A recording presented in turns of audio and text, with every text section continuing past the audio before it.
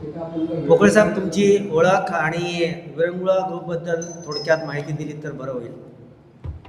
माझं नाव मंगेश जगन्नाथ पोकळे. माझं वय आता 75 झालं आहे आणि मी पहिली सुरुवात इथे मुंबईत आल्यावर मला जर्मनीला जायचं होतं म्हणून हे केलं, पण आईवडिलांचं हे झाल्यामुळे मी ते कॅन्सल केलं,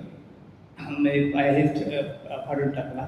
आणि नंतर मग साध्या एका हॉटेल प्रेसिडेंट म्हणून 5 स्टार हॉटेल तिथे म्हणूनच सर्व्हिसला आणि इथे ज्यावेळेस याला कॉम्प्लेक्समध्ये कांचन कृष्ण कॉम्प्लेक्समध्ये आलो. आता 20 वर्ष झाली, 21.